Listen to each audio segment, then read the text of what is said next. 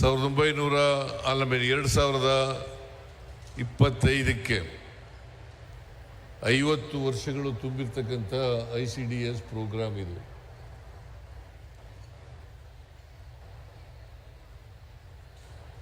ಶ್ರೀಮತಿ ಇಂದಿರಾ ಗಾಂಧಿಯವರು ಈ ದೇಶದ ಪ್ರಧಾನಮಂತ್ರಿಯಾಗಿದ್ದಾಗ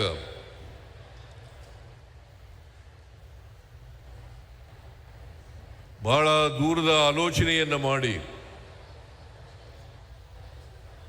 ICDS ಕಾರ್ಯಕ್ರಮವನ್ನು ಜಾರಿಗೆ ಕೊಡ್ತಾರೆ. ಕಾರಣ ಯಾಕಪ್ಪ ಅಂತಂದ್ರೆ 70ರ ದಶಕದಲ್ಲಿ ಪೌಷ್ಟಿಕ ಆಹಾರದಿಂದ ನರಳುತ್ತಾ ಇದ್ದಂಥ ಮಹಿಳೆಯರು ಮತ್ತು ಮಕ್ಕಳು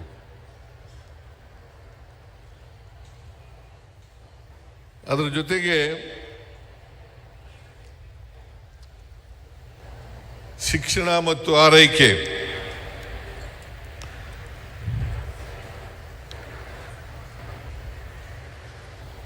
ಶಿಶು ಮರಣ, ತಾಯಂದಿರ ಮರಣ ಇದು ಹೆಚ್ಚಾಗಿದ್ದಂಥ ಸಂದರ್ಭದಲ್ಲಿ ಈ ಕಾರ್ಯಕ್ರಮವನ್ನು ಜಾರಿಗೆ ಕೊಡ್ತಾರೆ.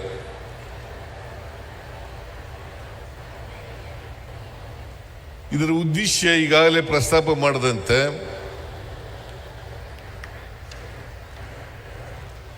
ಅಪೌಷ್ಟಿಕತೆ,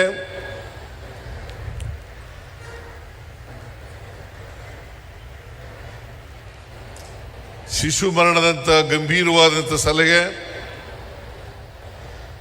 ಗಂಭೀರವಾದಂಥ ಸಮಸ್ಯೆ ಮತ್ತೆ ತಾಯಂದಿರ ಅಪೌಷ್ಟಿಕತೆ ಮತ್ತು ಮರಣ ಇವುಗಳನ್ನು ತಡೆಗಟ್ಟಬೇಕು, ಕಡಿಮೆ ಮಾಡಬೇಕು ಅಂತಕ್ಕಂಥದ್ದು ಉದ್ದೇಶ. ಅದಕ್ಕೋಸ್ಕರನೇ ಶ್ರೀಮತಿ ಇಂದಿರಾ ಗಾಂಧಿಯವರು ಬಹಳ ದೂರದೃಷ್ಟಿಯನ್ನು ಇಟ್ಕೊಂಡು ಇವರೆಲ್ಲರ ಆರೋಗ್ಯ ಕಾಪಾಡಬೇಕು,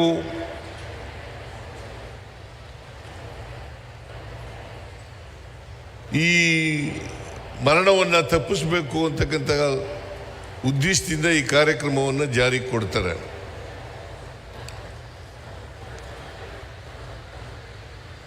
ಇವತ್ತು ಕರ್ನಾಟಕದಲ್ಲಿ 69,022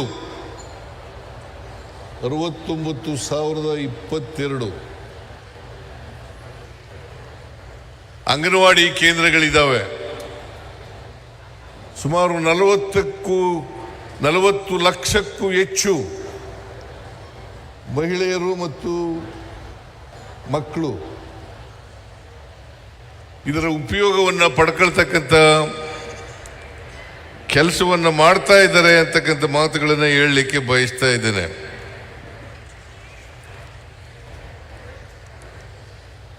ಮೊದಲಿಗೆ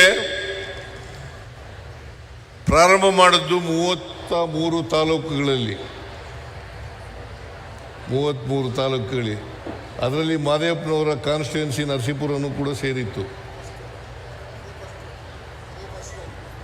ಅದೇ ಫಸ್ಟು ದೇವರಾಜ ಅರಸರವರು ಮುಖ್ಯಮಂತ್ರಿಯಾಗಿದ್ದರು. ಆಗ ಟಿ ನರಸೀಪುರದ ಹೊಸಳ್ಳಿ ಅಂತಕ್ಕಂಥ ಗ್ರಾಮದಲ್ಲಿ ಈ ಅಂಗನವಾಡಿ ಕೇಂದ್ರವನ್ನು ಪ್ರಾರಂಭ ಮಾಡಿದ್ರು. ಟಿ ನರಸೀಪುರ ಕ್ಷೇತ್ರ, ಟಿ ನರಸೀಪುರ ತಾಲೂಕು ಇವತ್ತು 69,922 ಅಂಗನವಾಡಿ ಕೇಂದ್ರಗಳಿದ್ದಾವೆ. ಸುಮಾರು 40 ಲಕ್ಷಕ್ಕೂ ಹೆಚ್ಚು ಮಹಿಳೆಯರು ಮತ್ತು ಮಕ್ಕಳು ಅಲ್ಲಿ ಆರೈಕೆಯನ್ನು ಪಡಿತಾ ಇದ್ದಾರೆ. ಇದನ್ನು ನಾವು ಯಾವಾಗಲೂ ಕೂಡ ಶ್ರೀಮತಿ ಇಂದಿರಾ ಗಾಂಧಿಯವರನ್ನು ನೆನ್ಕೊಳ್ಬೇಕು ಅಂತಕ್ಕಂಥ ಮಾತುಗಳನ್ನು ಹೇಳಲಿಕ್ಕೆ ಬಯಸ್ತಾ ಇದ್ದೇನೆ. ಅವರು ಈ ಅಂಗನವಾಡಿ ಕೇಂದ್ರಗಳನ್ನು ICDS ಕಾರ್ಯಕ್ರಮವನ್ನು ಜಾರಿ ಮಾಡದೆ ಹೋಗಿದ್ರೆ ಇವತ್ತು ಇಷ್ಟೊಂದು ಜನ ಮಹಿಳೆಯರು ಸೇರಲಿಕ್ಕೆ ಸಾಧ್ಯ ಆಗ್ತಾ ಇರಲಿಲ್ಲ ಅಂತಕ್ಕಂಥ ಮಾತುಗಳನ್ನು ಹೇಳಲಿಕ್ಕೆ ಬಯಸ್ತಾ ಇದ್ದೇನೆ. ನೀವು ಇದ್ದೀರಿ, ಇದು ಮಹಿಳೆಯರ ಕಾರ್ಯಕ್ರಮ.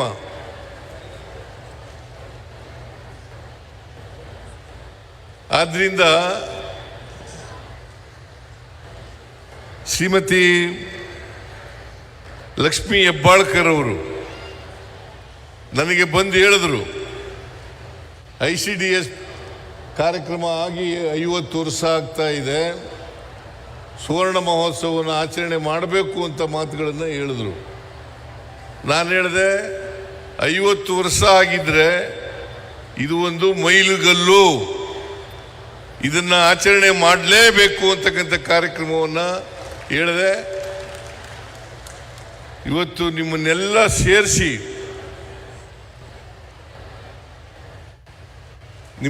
ಸೇರಿಸಿ ಇಷ್ಟೊಂದು ದೊಡ್ಡ ಪ್ರಮಾಣದಲ್ಲಿ ಕಾರ್ಯಕ್ರಮವನ್ನು ಶ್ರೀಮತಿ ಲಕ್ಷ್ಮೀ ಹೆಬ್ಬಾಳ್ಕರ್ ಅವರು ಮಾಡಿದ್ದಾರೆ. ಅವರಿಗೆ ಸರ್ಕಾರದ ಪರವಾಗಿ ಧನ್ಯವಾದಗಳನ್ನು ಹೇಳಲಿಕ್ಕೆ ಬಯಸ್ತಾ ಇದ್ದೇನೆ. ಆದರೆ ಒಂದೇನಪ್ಪ ಅಂತಂದರೆ, ಭಾಳ ಜನ ಅತಿಥಿಗಳು ಕರೆದುಬಿಟ್ಟಿದ್ದೀರಿ.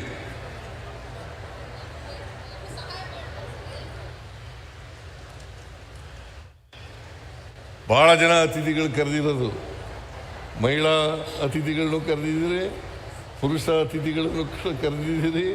ಬಹುಶಃ ರಾಜ್ಯದ ಎಲ್ಲರೂ ಕೂಡ ಇಲ್ಲಿ ಬಂದಿದ್ದಾರೆ ಅಂತಕ್ಕಂಥ ಮಾತುಗಳನ್ನು ಹೇಳಲಿಕ್ಕೆ ಬಯಸ್ತಾ ಇದ್ದೇನೆ.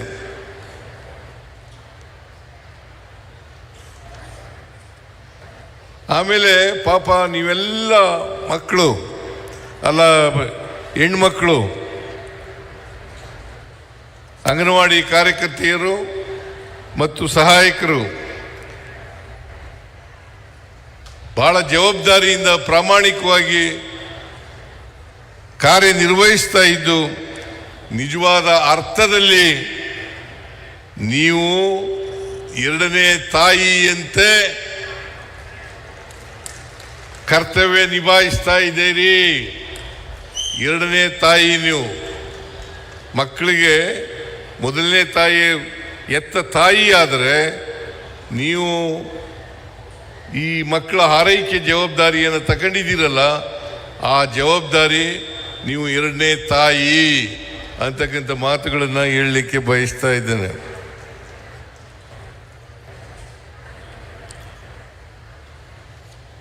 ಈ ಕಾರ್ಯಕ್ರಮ ಪ್ರಾರಂಭ ಆದಮೇಲೆ ಅಪೌಷ್ಟಿಕತೆ ಕಡಿಮೆ ಆಗ್ತಾ ಇದೆ, ಶಿಶು ಮರಣ ಕಡಿಮೆ ಆಗ್ತಾ ಇದೆ, ತಾಯಿಗಳ ಮರಣ ಕಡಿಮೆ ಆಗ್ತಾ ಇದೆ. ಈ ಜವಾಬ್ದಾರಿ ಇದೆಯಲ್ಲ, ಇದು ಬಹಳ ಉದಾತ್ತವಾದಂಥ ಕೆಲಸ ಅಂತಕ್ಕಂಥ ಮಾತುಗಳನ್ನು ಹೇಳಲಿಕ್ಕೆ ಬಯಸ್ತಾ ಇದ್ದೇನೆ. ಜೊತೆಗೆ ಈ ಮಕ್ಕಳಿದ್ದಾವಲ್ಲ, ಈ ಮಕ್ಕಳನ್ನೇ ದೇಶದ ಮುಂದಿನ ಭವಿಷ್ಯ. ಅವ್ರನ್ನ ಶಿಕ್ಷಣ ಕೊಡ್ತಕ್ಕಂಥದ್ದು, ಅಪೌಷ್ಟಿಕತೆಯನ್ನು ಕಡಿಮೆ ಮಾಡ್ತಕ್ಕಂಥದ್ದು ಮತ್ತು ಅವರ ಮರಣವನ್ನು ಕಡಿಮೆ ಮಾಡ್ತಕ್ಕಂಥದ್ದು ಇದೆಯಲ್ಲ, ಅದಕ್ಕಿಂತ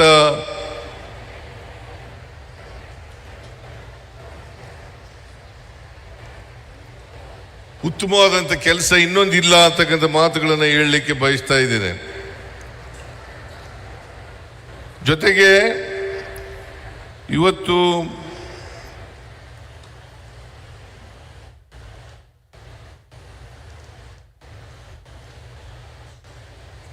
ಸಹಕಾರ ಸಂಘವನ್ನು ಕೂಡ ರಚನೆ ಮಾಡಿದ್ದಾರೆ ಅಲ್ಲ, ವಿವಿಧ ಸಹಕಾರ ಸಂಘ ಪ್ರಾರಂಭ ಆಗಿದೆ. ಅದು ಮುಂದಿನ ದಿನಗಳಲ್ಲಿ ಮಹಿಳೆಯರಿಗೆ ಹೆಚ್ಚು ಸಹಾಯ ಮಾಡಲಿ ಅಂತಕ್ಕಂಥ ಮಾತುಗಳನ್ನು ಈ ಸಂದರ್ಭದಲ್ಲಿ ಹೇಳಲಿಕ್ಕೆ ಬಯಸ್ತಾ ಇದ್ದೇನೆ.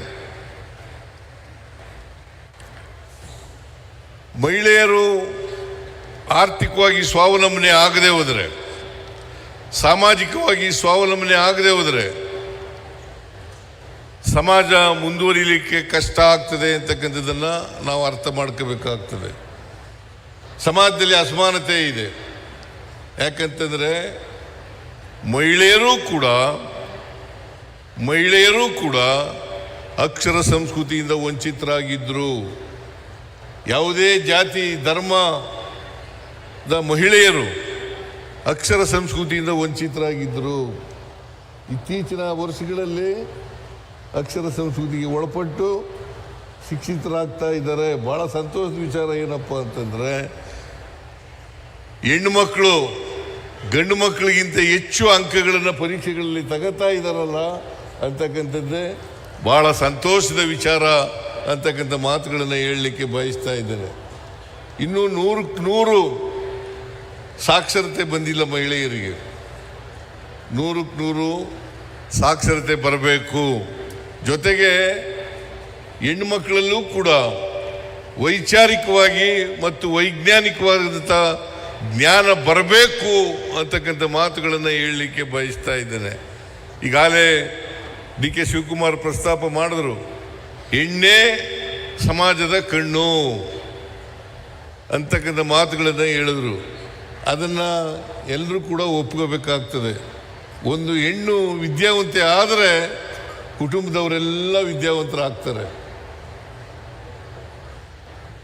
ಅದಕ್ಕೋಸ್ಕರ ಹೆಣ್ಮಕ್ಳು ವಿದ್ಯಾವಂತರಾಗಬೇಕು ಅಂತಕ್ಕಂಥ ಮಾತುಗಳನ್ನು, ಅದಕ್ಕೆ ಅಸಮಾನತೆಯನ್ನು ಹೋಗಲಾಡಿಸ್ಲಿಕ್ಕೋಸ್ಕರ ನಾವು 2 ಪ್ರಮುಖವಾದಂಥ ಕಾರ್ಯಕ್ರಮಗಳನ್ನು ಈ ಸಾರಿ ಅಧಿಕಾರಕ್ಕೆ ಬಂದ ಮೇಲೆ ಮಾಡೋದು.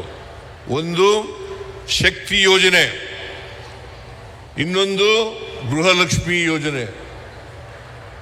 ಶಕ್ತಿ ಯೋಜನೆಯಲ್ಲಿ ನಾವು ಪ್ರಾರಂಭ ಮಾಡೋದ್ರಿಂದ ಇವತ್ತಿನವರೆಗೆ 600 ಕೋಟಿಗೂ ಹೆಚ್ಚು ಮಹಿಳೆಯರು ಸರ್ಕಾರಿ ವಾಹನಗಳಲ್ಲಿ ಉಚಿತವಾಗಿ ಪ್ರಯಾಣ ಮಾಡಿದ್ದಾರೆ ಹೇಳ್ತಕ್ಕಂಥ ಮಾತುಗಳನ್ನು ಹೇಳಲಿಕ್ಕೆ ಬಯಸ್ತಾ ಇದ್ದೇನೆ. 1,26,00,000 ಕುಟುಂಬದ ಯಜಮಾನಿಯರಿಗೆ 1,26,00,000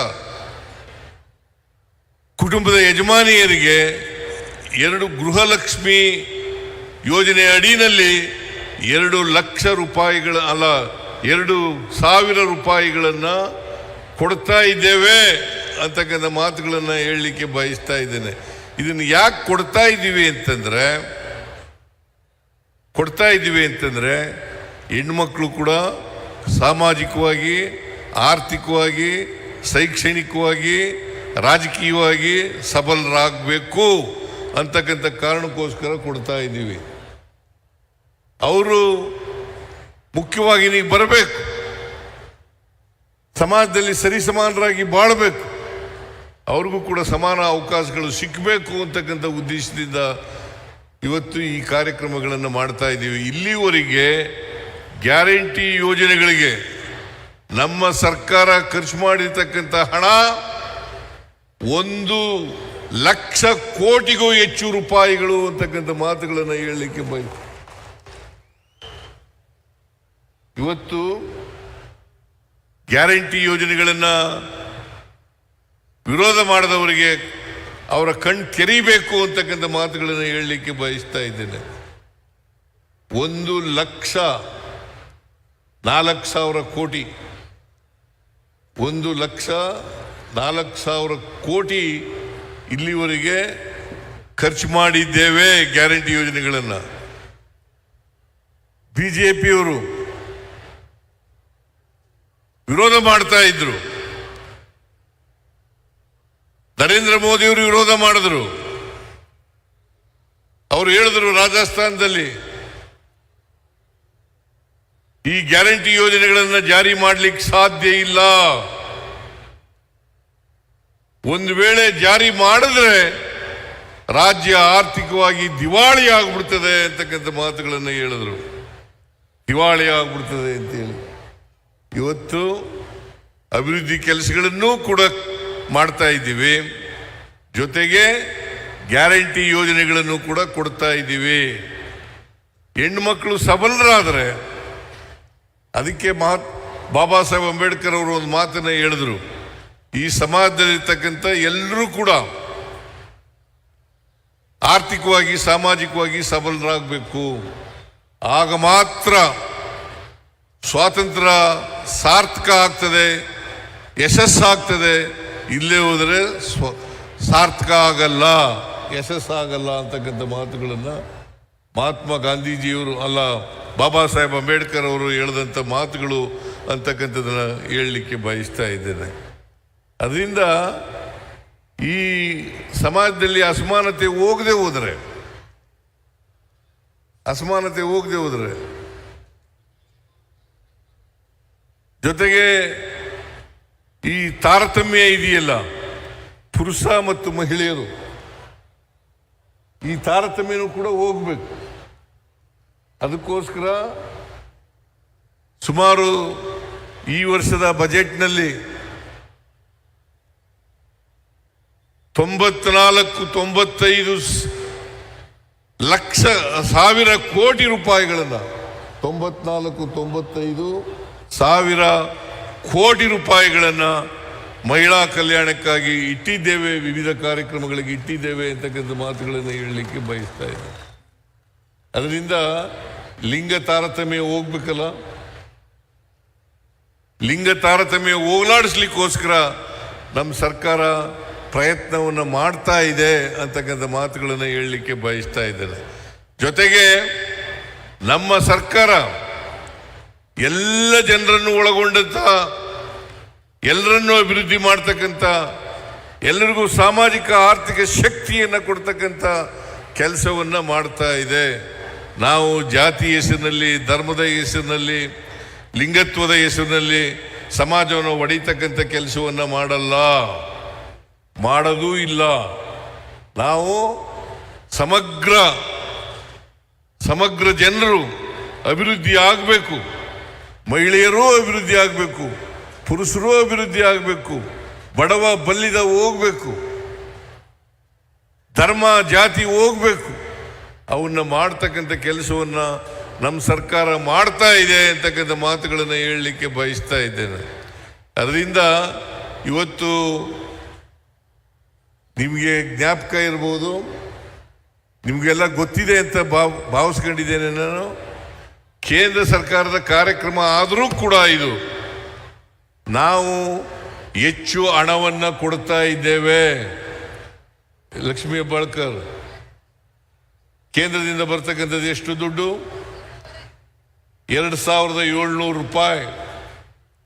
2700 ರೂಪಾಯಿ. ನಾವು ಕೊಡ್ತಕ್ಕಂಥದ್ದು 8,500 ರೂಪಾಯಿ.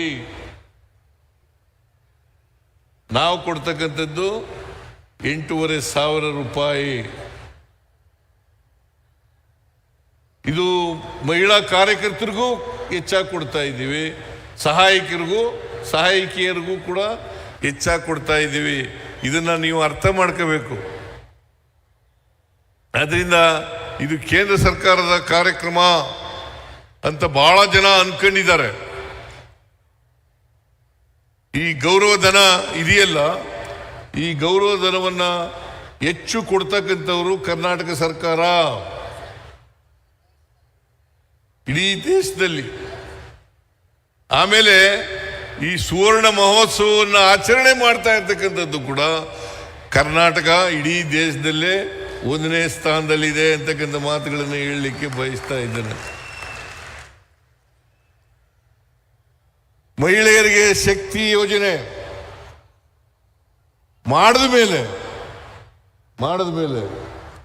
ಮಹಿಳೆಯರ ಪಾಲು ಉದ್ಯೋಗದಲ್ಲಿ 23%, ಹಳ್ಳಿಗಾಡಿನಲ್ಲಿ 21% ಹೆಚ್ಚಾಗಿರೋದು. ಇದನ್ನ ನೀವು ಅರ್ಥ ಮಾಡ್ಕೋಬೇಕು. ಆಮೇಲೆ ಇಡೀ ದೇಶದಲ್ಲಿ ಶಕ್ತಿ ಯೋಜನೆ, ಗೃಹಲಕ್ಷ್ಮಿ ಯೋಜನೆ ಮಾಡಿದ ಮೇಲೆ ತಲಾ ಆದಾಯದಲ್ಲಿ ಇಡೀ ದೇಶದಲ್ಲೇ ಕರ್ನಾಟಕ ನಂಬರ್ 1. ಕರ್ನಾಟಕ ನಂಬರ್ 1. ತಲಾ ಆದಾಯ. ಆದ್ರಿಂದ ಕೇಂದ್ರ ಸರ್ಕಾರದ ಅನ್ಯಾಯಗಳನ್ನೆಲ್ಲ ಇಲ್ಲಿ ನಾನು ಪ್ರಸ್ತಾಪ ಮಾಡಕ್ ಹೋಗೋದಿಲ್ಲ. ಕೇಂದ್ರ ಸರ್ಕಾರ ಅವರು ಎಷ್ಟು ಪ್ರಚಾರವನ್ನು ಗಿಟ್ಟಿಸ್ಕೊತಾರೆ ಅಷ್ಟು ಕೆಲಸಗಳನ್ನು ಮಾಡ್ತಾ ಇಲ್ಲ ಅಂತಕ್ಕಂಥ ಮಾತುಗಳನ್ನು ಹೇಳಲಿಕ್ಕೆ ಬಯಸ್ತಾ ಇದ್ದೇನೆ. ಅದರಿಂದ ಇವತ್ತು ಸುವರ್ಣ ಮಹೋತ್ಸವವನ್ನು ಆಚರಣೆ ಮಾಡ್ತಾ ಇದ್ದೀವಿ. ಮುಂದಿನ ದಿನಗಳಲ್ಲಿ ನಾವು ಇಡೀ ಮಕ್ಕಳು, ಮಾತೆಯರು ಇವರ ಪೌಷ್ಟಿಕ ಆಹಾರವನ್ನು ತೊಲಗಿಸ್ಬೇಕು, ಅಪೌಷ್ಟಿಕತೆಯನ್ನು ತೊಲಗಿಸ್ಬೇಕು. ಜೊತೆಗೆ ಶಿಕ್ಷಣ, ತಾಯಿ ಮರಣ, ಮಕ್ಕಳ ಮರಣ ಅದನ್ನು ಕಡಿಮೆ ಮಾಡ್ತಕ್ಕಂಥ, ಅತ್ಯಂತ ಕಡಿಮೆ ಮಾಡ್ತಕ್ಕಂಥ ಕೆಲಸವನ್ನು ಮಾಡ್ತೇವೆ ಅಂತಕ್ಕಂಥ ಮಾತುಗಳನ್ನು ಈ ಸಂದರ್ಭದಲ್ಲಿ ಹೇಳಲಿಕ್ಕೆ ಬಯಸ್ತಾ ಇದ್ದಾರೆ. ಆದ್ದರಿಂದ ಈಗ ನಾವು 5,000 ಅಲ್ಲ, 5,000 ಶಾಲೆಗಳಲ್ಲಿ UKG LKG ಮಾಡ್ತಾ ಇರ್ತಕ್ಕಂಥದ್ದು. ಈ ವರ್ಷ ಒಟ್ಟು ಅಂಗನವಾಡಿ ಕೇಂದ್ರಗಳಲ್ಲಿ 5,000 ಅಂಗನವಾಡಿ ಕೇಂದ್ರಗಳಲ್ಲಿ UKG LKGಯನ್ನು ಪ್ರಾರಂಭ ಮಾಡಿದ್ದೇವೆ.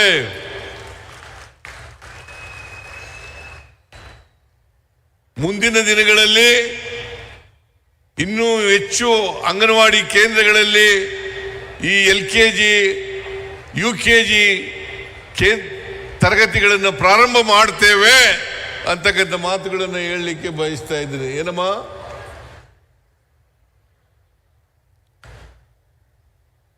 ಉದ್ದೇಶ ಏನು ಅಂತಂದ್ರೆ ಮಕ್ಕಳನ್ನ ತಯಾರು ಮಾಡಬೇಕು. ಮಕ್ಕಳು ಅಪೌಷ್ಟಿಕತೆಯಿಂದ ಕೂಡಿರಬಾರದು. ಮಕ್ಕಳು ಮರಣ ಹೊಂದತಕ್ಕಂಥದ್ದು ಕಡಿಮೆ ಆಗಬೇಕು. ತಾಯಿಗಳು ಮಕ್ಕಳ ಮರಣ ಹೊಂದತಕ್ಕಂಥದ್ದು ಕಡಿಮೆ ಆಗಬೇಕು.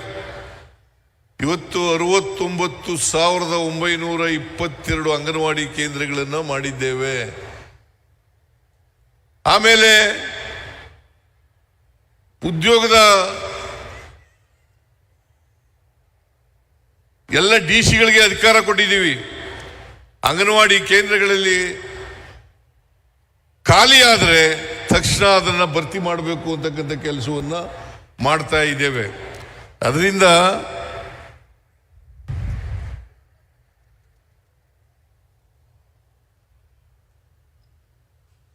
ಕೂಡಲೇ ಭರ್ತಿ ಮಾಡಿಬಿಡ್ಬೇಕು ಅಂತ ಮಾಡಿದ್ದೀವಿ.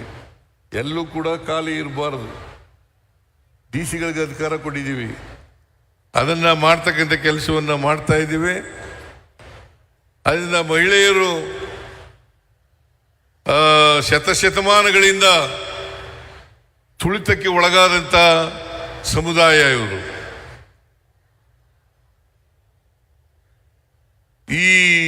ಇದನ್ನ ತಪ್ಪಿಸ್ತಕ್ಕಂಥ ಕೆಲಸವನ್ನ ಮಾಡ್ತೇವೆ ಅಂತಕ್ಕಂಥ ಮಾತುಗಳನ್ನು ಹೇಳಿ ಮಹಿಳೆಯರ ಬದುಕಿನಲ್ಲಿ ಚೈತನ್ಯ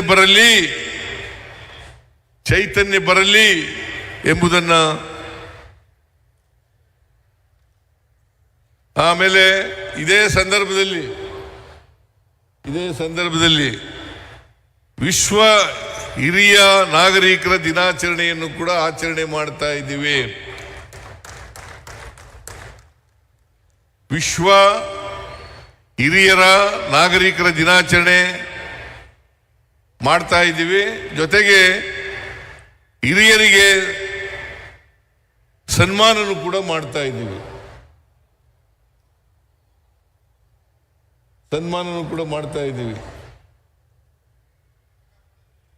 ಕಾರಣ ಯಾಕಪ್ಪ ಅಂತಂದ್ರೆ ಹಿರಿಯರು ಕೂಡ ಆರೋಗ್ಯವಾಗಿರ್ಬೇಕು. ಅವರನ್ನ ನೋಡ್ಕೊಳ್ತಕ್ಕಂಥ ಕೆಲಸವನ್ನು ಮಾಡಬೇಕು. ಅದಕ್ಕೋಸ್ಕರ ನಿಮ್ಮೆಲ್ಲರಿಗೂ ಕೂಡ ವಿಶ್ವ ಹಿರಿಯರ ದಿನಾಚರಣೆಯನ್ನ ಶುಭಾಶಯಗಳನ್ನು ಈ ಸಂದರ್ಭದಲ್ಲಿ ಹೇಳಲಿಕ್ಕೆ ಬಯಸ್ತಾ ಇದ್ದೇನೆ. ಇಷ್ಟು ಕಾರ್ಯಕ್ರಮಗಳನ್ನೆಲ್ಲ ಇವತ್ತು ಅತ್ಯಂತ ಸಂತೋಷದಿಂದ